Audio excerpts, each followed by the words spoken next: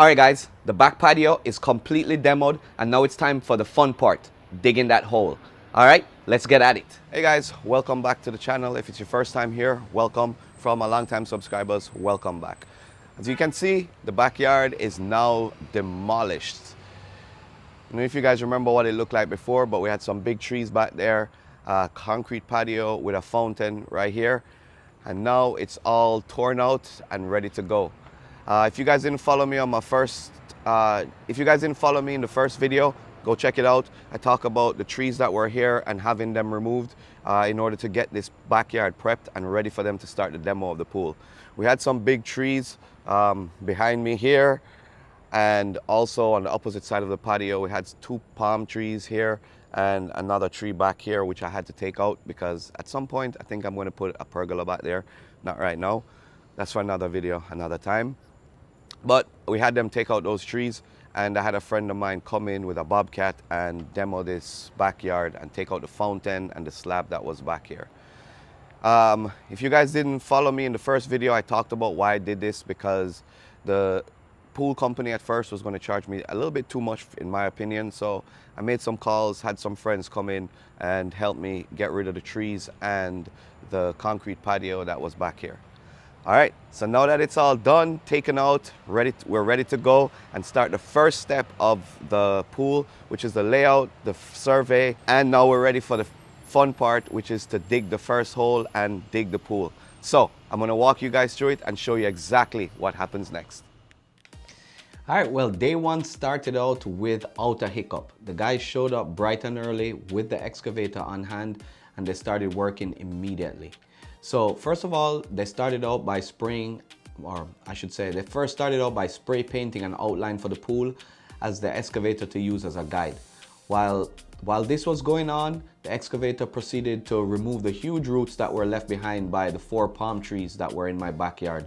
I showed you guys the guys taking them out, but the excavator made light work of these roots, and I was so glad that I decided to have them remove it for me, as this would have taken me forever.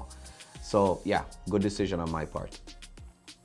Once they were done removing the roots, they continued digging with the aid of a bobcat, which was disposing of all the excess fill that the excavator removed.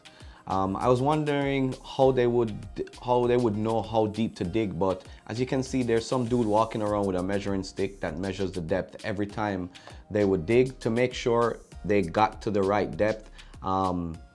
And basically this process was on repeat the whole time. Now, if you notice those white PVC pipes throughout the video, those are my pipes from my sprinkler system that came out during the excavation. I knew that this was going to happen because I figured the sprinkler pipes were routed somewhere underneath my patio or close to the patio. So this was something that I expected to happen, and I'm sure I'm going to have to address this in a later video, and you guys will too. If that's one of the things you have to be aware of. There's going to be some damage. We knew that going in, so if you decide to get a pool, expect there to be some damage going on. And like I said, unfortunately the sprinklers was just one of the things that got damaged, and this was unavoidable. The one thing I must say about this process, if you have the right equipment, this step goes a lot faster than you would expect, and I was not disappointed. At first I thought this was going to take forever, but these guys pretty much knocked out this whole excavation in a day or 2. It was pretty quick, and they definitely knew what they were doing, and the process was as smooth as can be expected. Apart from some large rocks which were to be expected in the excavation in South Florida, we got a lot of lime rock. The excavation was fun to watch unfold. Oh, by the way, before I forget, I wanted to let you guys know that the pool contractor that I chose for my pool is a company called Essig Pools, and I will be leaving the contact info for the pool company that did the work for me in the description. I also have a promo code for you guys. I was able to convince them to let me get a promo code since I'll be doing a video on it, and if you decide to go with them, there's a discount. So definitely check the info in the description if you are in the South Florida area and are interested in building a pool. The guys continue the task at hand, getting all the elevations for the sun shelf and the shallow and the deep end of the pool. And once all these elevations were set, it was just a matter of excavating and disposing of the extra material. One of the things you should be aware of also is that all this heavy machinery creates a mess with their track marks. The path from the front of my house to my backyard was all torn up. So this is something I need to figure out as well. I'm assuming I'm going to have to redo the sod. Anyway, once the hole for the pool was complete, it was on to the next step, which was getting ready for the formwork.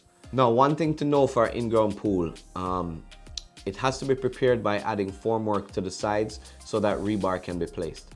As you can see, the guys began by setting the wooden forms all along the edge of the pool, making sure that the pool is square. Now, the crazy part during these days is that we're getting some heavy rain. And if you live in South Florida, you know how much rain we get sometimes. It was crazy. I thought it would have delayed the project. And initially I thought this would pause the construction, but as you guys can see, I'm not sure how clearly you can see it in this video, but these guys were working as though they didn't realize it was pouring. You can tell how bad it was by just how much water was in the hole. The guys battled with the water and they had to keep pumping out the water every time it rained. Once they had the pool formed up, the guys started to bring in PVC pipes, you can see here, which would be for the underground piping, for the pool and the spa, since these main lines had to be in place before they start the next step, which would be the rebar and the shotcrete. And this is what you can expect in the next episode.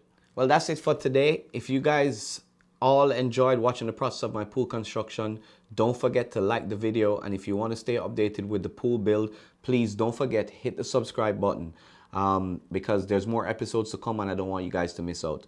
As usual, thank you guys for watching, and I will see you guys next week for the next episode of the pool build. Listen, I'm not one question that I'm sure you guys want before you tune out is, at the end of all this, I'm going to recap the pricing and how much everything costs. So you want to stay with me throughout the process to see all the cool features that we added on to the pool, and don't miss out on it. Once again, thanks for watching, guys, and I'll see you guys in the next one.